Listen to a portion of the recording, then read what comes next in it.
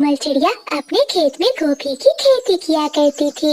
वो अपने खेत से गोभी को तोड़कर पक्षियों में बेचा करती थी। ऐसे चिड़िया के घर का गुजारा होता था। बिजली बहन, आज मेरे खेत में काम कुछ ज्यादा है, मेरी थोड़ी सी मदद करवा दो।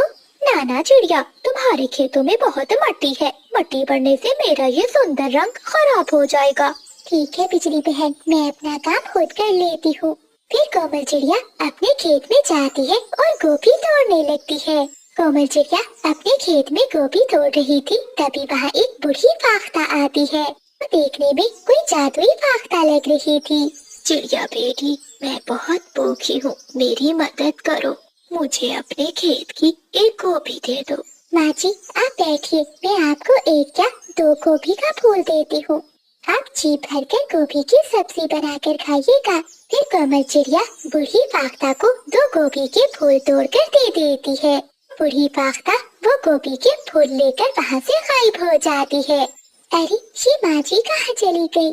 ऐसा कहते हुए कोमल चिड़िया अपने कामों में फिर से लग जाती है। ऐसे कोमल चिड़िया का गुजारा बहुत अच्छे से हो रहा था। वो अपने दोनों बच्चों के लिए बहुत अच्छे भोजन बनाती थी और उनका बहुत ख्याल रखती थी। ऐसे ही कुछ दिनों बाद जंगल में बहुत तेज बारिश शुरू हो जाती है। जंगल में तो हर तरफ पानी ही पानी भर जाता है। कोमल चिड़िया अपने घर की खिड़की में बैठी बाहर से बारिश देखकर बहुत डरी हुई थी। ऐ ऊपर वाले, कृपया करो हम पर, अगर बारिश ना रुकी तो मेरी गोभी की फसल खराब हो जाएगी। फिर मैं क्या करूँगी, मैं कहाँ जाऊँगी?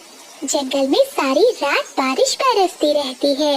अगली सुबह जब बारिश रुक जाती है तो कोमल चिड़िया अपने खेत में जाकर देखती है तो उसका खेत पूरी तरह से पानी से भर चुका था। उसकी सारी गोभी पानी में बह चुकी थी। ये सब देखकर कोमल चिड़िया रोने लगती है। ये क्या हुआ, मैं बर्बाद हो गई। अब तो मेरे पास कोई और काम भी नहीं है। अब मैं कैसे अपने बच्चों को पालूंगी? फिर रोती हुई कोमल चिड़िया अपने घर चली जाती है। देखते ही देखते कुछ दिन बीत जाते हैं। अब तो कोमल चिड़िया के घर से राशन भी खत्म हो चुका था। मम्मा, भूख लगी है, हमें भोजन दो। बच्चे अपनी माँ से भोजन मांग